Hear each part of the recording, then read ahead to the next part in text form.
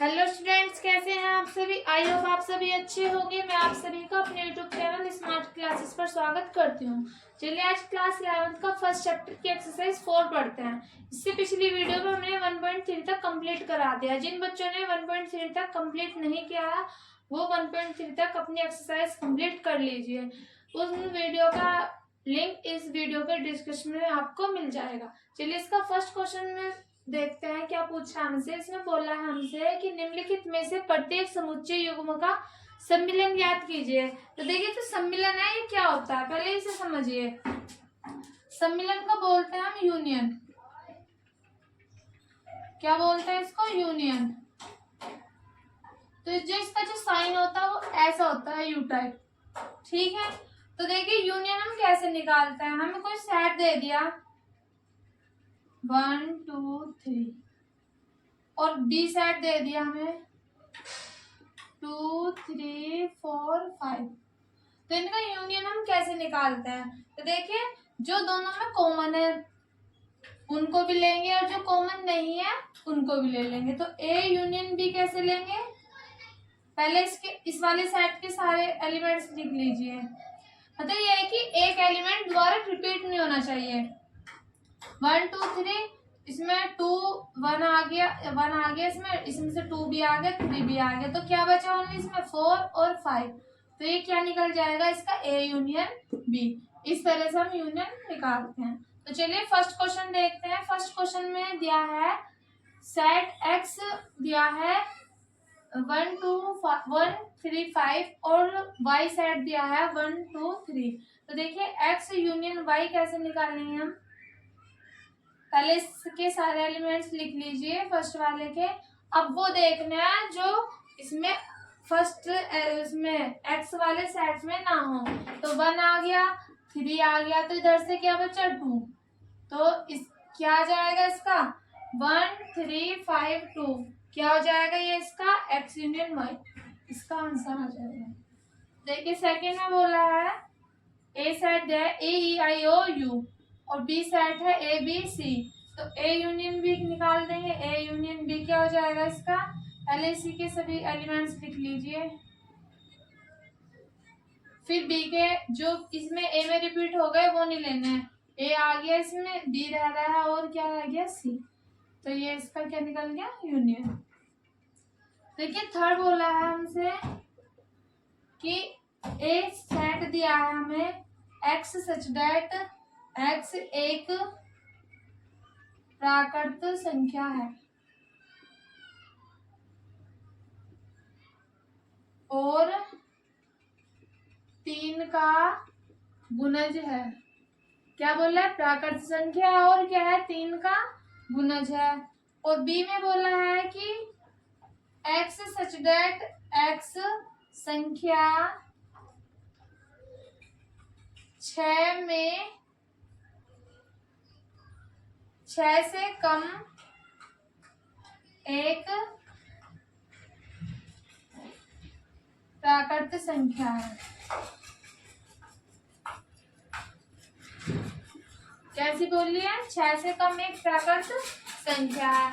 तो अपने पास से मानेंगे हमें इसमें ये सेट में दिया, समुच्चय रूप में दिया है। हमें रोस्टर विधि में लिखेंगे पहले इसको। तो रोस्टर विधि में लिख लें इसको। क्या आ जाएगा? एक्स सब्सट्रैक्ट एक्स एक प्राकृत संख्या जो क्या है? 3 का गुणज है। 3 का गुणज मतलब 3 के मल्टीपल्स लिखना है। तो 3 6 9 क्या आ जाएंगे फिर? 12 और 15। बी सेट क्या आ जाएगा? क्या बोल रहा है कि 6 से कम क्या लेना है? 6 से कम लेना और क्या लेने? प्राकृतिक संख्या है। तो 1 2 3 4 5 6 से कम आ गए। अब इनका क्या निकालना हमें? A union B. तो देखिए ए यूनियन बी निकाल देंगे। तो पहले तो ये सभी एलिमेंट्स लिख लीजिए। अब जो रिपीट हो गया उसको नहीं लिखेंगे। 1 नहीं आया, 1 लिख लीजिए। 2 नहीं आया, 3 आ गया, 4 रह गया और क्या रह गया? 5 भी, ये 15 है और क्या रह गया इसमें? 15 तो आ गया ना।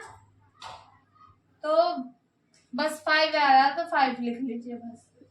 तो ये क्या आ गया इसका ए यूनियन बी। देखना कोई दोबारा रिपीट ना हो रहा हो बस। चलिए इसका फोर्थ पार्ट करते हैं हम।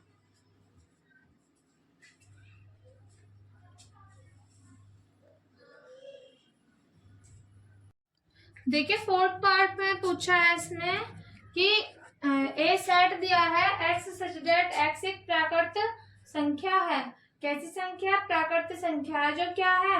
जो एक्स है वो 1 से तो बड़ा है और 6 से छोटा और 6 के बराबर है। तो क्या मान लेंगे हम इसको? क्या कैसे लिखेंगे इसको रोस्टर रूप में? जो x है वो जो x है वो 1 से क्या है? बड़ा है। तो देखिए कैसे लिखेंगे। 1 से बड़ा क्या आ जाएगा? 2, 3, 4 और 5 और 6 के बराबर तो क्या 6 भी आ जाएगा। फिर बी में बोला है x सच दैट x एक प्राकृतिक संख्या है और 6 जो x है वो 6 से बड़ा है, 10 से क्या है? छोटा है। तो बी क्या मान लेंगे? बी 7, 8 और 9, क्योंकि 10 से तो छोटा है और 6 से बड़ा है। अब क्या निकाल देंगे इसका? A union B. तो पहले तो इसके सारे एलिमेंट्स लिख लीजिए, फिर जो कॉमन जो रिपीट हो जाएगा उसको नहीं लिखेंगे। तो एक एलिमेंट द्वारा नहीं लिखना है इसमें। तो फिर क्या बचा इसमें? ये बचा, इसको भी लिख दीजिए 7, 8, 9। ठीक है, ये है इसका आंसर। अब देखिए इसमें बोला ए सेट दिया है हमें ये, और बी क्या दिया? Null set. इसका ए यूनियन बी क्या निकालेंगे? नल सेट का मतलब है इसमें तो कोई एलिमेंट है ही नहीं, कोई एलिमेंट ही नहीं है इसमें। या तो इसको ऐसे लिखेंगे या ऐसे लिखेंगे, ओनली 5। तो इसको ऐसे लिख लीजिए एक बार, समझ में आ जाएगा। जब इसमें कोई एलिमेंट ही नहीं है तो क्या आ जाएगा इसका? 1, 2 और 3। ठीक है, क्या आ जाएगा? 1, 2, 3। चलिए अब इसका सेकंड क्वेश्चन देखते हैं।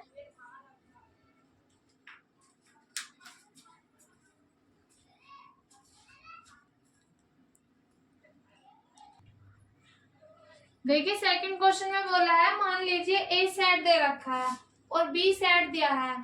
तो पूछा है कि क्या जो ए सेट है वो बी का सबसेट है।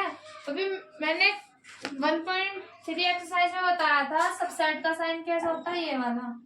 तो इसमें ये बोला है कि जो ए सेट है वो बी का सबसेट है। नहीं, ए सेट बी सेट का सबसेट कब होता है?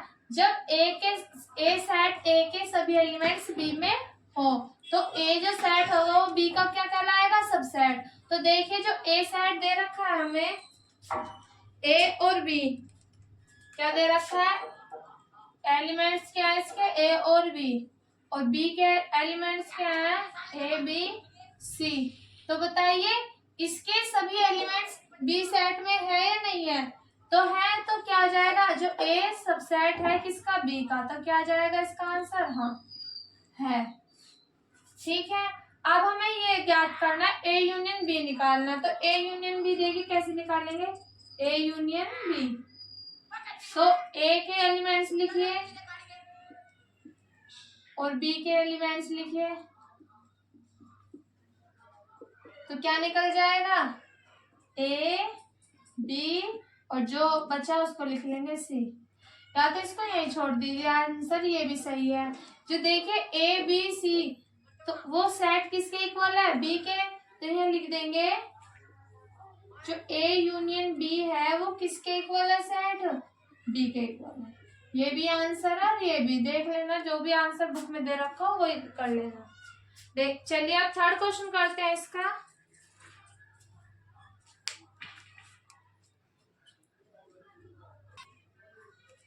देखिए थर्ड क्वेश्चन में बोल रहा है यदि ए और बी दो ऐसे समुच्चय हैं, कैसे? कि ए सबसेट बी का है। क्या बोल रहा है? कि ए सबसेट बी का है, तो ए यूनियन बी क्या होगा? तो हमें ऐसे सबसेट लेने हैं कि जो ए सेट होगा वो बी का सबसेट होगा। तो लिखिए माना सॉल्यूशन में माना क्या मान लेंगे, ए सेट मान लेंगे ऐसा जो बी का सबसेट हो, और बी क्या मान लेंगे हम, 2 4 6 8 या आगे भी मान लीजिए 10।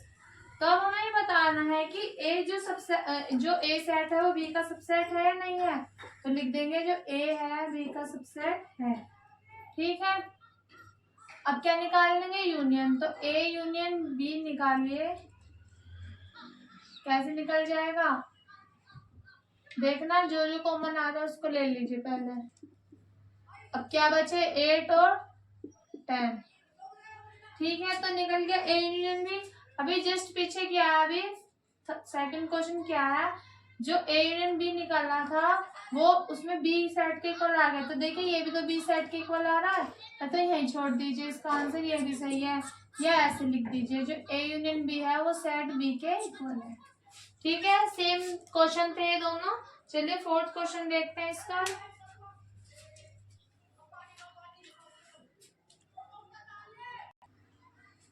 ठीक है, फोर्थ क्वेश्चन में बोला है यदि ए सेट दिया है हमें और बी सेट, सी और डी, ये 4 सेट दिए हैं, तो निम्नलिखित ज्ञात कीजिए। तो देखिए क्या ज्ञात करना है हमें, पहले तो ए यूनियन बी निकालना है।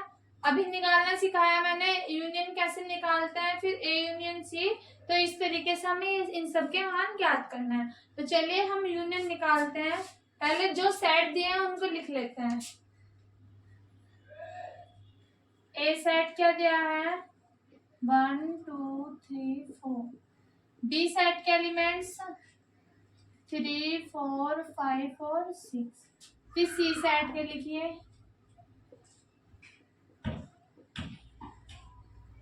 और लास्ट है डी सेट।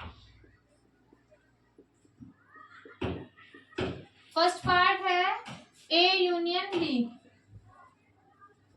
तो यूनियन कैसे निकालते हैं, मतलब जो एलिमेंट्स हैं वो सेट के अंदर दोबारा रिपीट नहीं होने चाहिए। तो जो ए के एलिमेंट है वो लिखिए पहले 1 2 3 4। फिर यूनियन बी के लिखिए 3 4 5 और 6। अब जो रिपीट होंगे उनको तो जो मतलब एक एलिमेंट दोबारा रिपीट नहीं होना चाहिए। तो 1 2 3 4, और ये 3 4 इसमें आ गया इसके एलिमेंट्स में, तो क्या बचा 5 और 6। तो क्या निकल गया, ए यूनियन बी। चलिए अब निकालते हैं ए यूनियन सी। तो ए यूनियन सी में क्या क्या एलिमेंट्स दिए हैं, सी सेट देखिए 5 6 7 8। 5 6 7 और 8, तो क्या आ जाएंगे 1 2 3 4 5 6 7 8।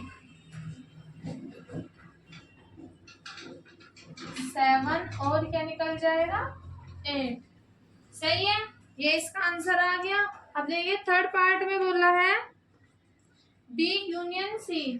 तो बी यूनियन की सी कैसे निकलेगा, बी यूनियन सी। बी के एलिमेंट्स 3 4 5 और 6। सी के एलिमेंट्स हैं 5 6 7 और 8। तो लिखिए 3 4 5 6 और क्या बचा 7 और 8। निकल गई एलिमेंट्स। अब क्या बोल रहा है फोर्थ में B union D. B union क्या निकालना है, डी।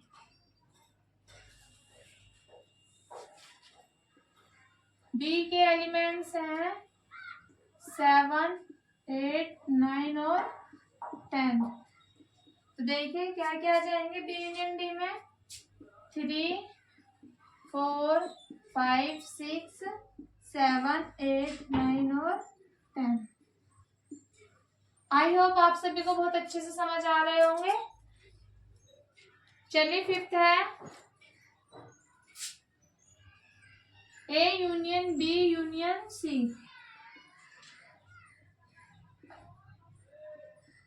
तो देखिए ए के एलिमेंट्स 1 2 3 4। बी के एलिमेंट्स 3 4 5 6।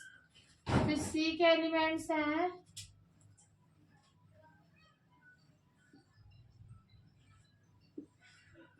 5 6 7 और 8। तो क्या क्या जो कॉमन आ रहा है वो देख लेंगे। 1 2 3 4, 3 4 आ गया, क्या बचा 5 और 6, 5 6 भी आ गया, क्या रह गया 7 और 8। ठीक है, ये आंसर है इसका। अब निकालेंगे ए यूनियन बी, और क्या निकालना यूनियन डी।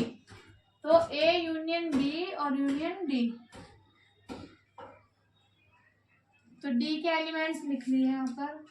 डी के क्या है 7 8 9 और 10। तो देखिए 1 2 3 4 5 6 7 और 8, इसमें क्या ऐड आ जाएंगे 9 और 10। ठीक है बच्चों, चलिए अब लास्ट देखते हैं इसका, बी यूनियन सी और यूनियन डी क्या क्या दिया है। लास्ट है B union C union D. तो बी के एलिमेंट्स हैं 3 4 5 6, फिर सी के हैं 5 6 7 और 8, और डी के हैं 7 8 9 और 10। तो जो कॉमन आ रहे हैं देखिए, ये आ गए 5 6 आ गए, दोबारा रिपीट नहीं करेंगे, 8 7 8 और 7 8 आ गए, फिर क्या बचा 9 और 10। ये आपका फोर्थ पार्ट भी क्या हो गया कंप्लीट। चलिए फिफ्थ क्वेश्चन देखते हैं। फिफ्थ क्वेश्चन में हमसे क्या पूछा है।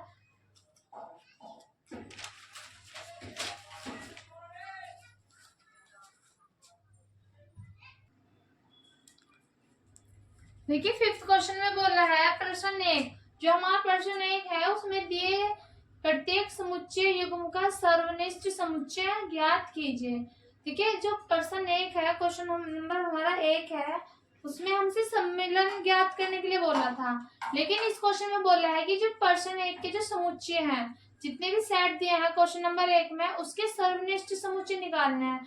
तो सर्वनिष्ठ समुच्चय समझिए क्या होता है। सर्वनिष्ठ समुच्चय का मतलब होता है इंटरसेक्शन सेट। क्या बोलते हैं सर्वनिष्ठ को? Intersection set. तो जो इसको जो इसका जो सिंबल होता है वो क्या होता है, वो होता है ऐसे उल्टा यू।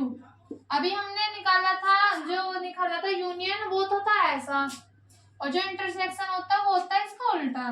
तो देखिए इसको कैसे निकालते हैं। इंटरसेक्शन का मतलब है, मतलब जो हमारे जो सेट दिए हैं, जो अवयव है ना, जो जैसे ये वाले अवयव हैं, ये दोनों में होने चाहिए, सेम होने चाहिए। जो अवयव दोनों में होंगे वो उसका क्या होगा, इंटरसेक्शन सेट कहलाएगा। तो देखिए इसके क्वेश्चन से देखते हैं। फर्स्ट क्वेश्चन दे रखा है हमें, एक्स कोई सेट दे रखा और वाई दे रखा, तो इसका क्या निकालना है, एक्स इंटरसेक्शन वाई निकालना है। तो जो अवयव इसमें सेम है सिर्फ वही लेंगे। उसमें यूनियन में तो हम सभी ले लेते, लेकिन इंटरसेक्शन में हमें वही लेने हैं अवयव, एलिमेंट्स जो ओनली दोनों में सेम हो। तो देखना इसमें कौन कौन से सेम है। 1 कॉमन है, और इसमें 1 है, और क्या 3 कॉमन है। तो ये क्या निकल गया इसका इंटरसेक्शन एक्स का और वाई का। देखिए सेकंड में है A E I O U और बी सेट है के एलिमेंट है बी ए बी सी। तो ए इंटरसेक्शन क्या निकल जाएगा, जो दोनों में सेम हो। दोनों में सेम क्या आ रहा है, ओनली ए। फिर थर्ड देखिए, थर्ड में बोला है एक्स सच दैट एक्स एक प्राकृतिक संख्या और 3 का क्या है गुणज, मतलब 3 के मल्टीपल्स लिखने हैं। 3 6 9 12 और क्या 15। फिर बोला है बी सेट में एक्स सच दैट एक्स 6 से कम प्राकृतिक संख्या है। तो क्या क्या लिख देंगे 6 से कम, 1 2 3 4 और 5। अब क्या निकाल देंगे इनका, ए इंटरसेक्शन बी। तो जो कॉमन आएगा वो लिखेंगे, क्या आ रहा है 3 ओनली, क्या आ रहा है ओनली 3। अब देखिए इसका फोर्थ,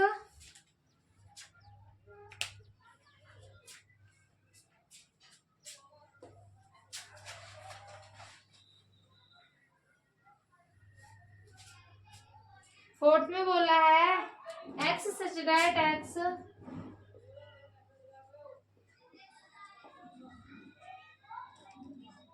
एक ए बराबर है एक प्राकृतिक संख्या है।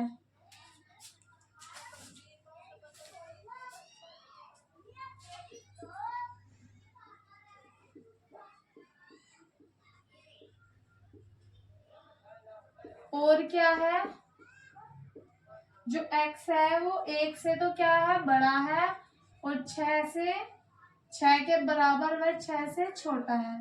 फिर बी में बोला है x सच दैट x एक प्राकृत संख्या है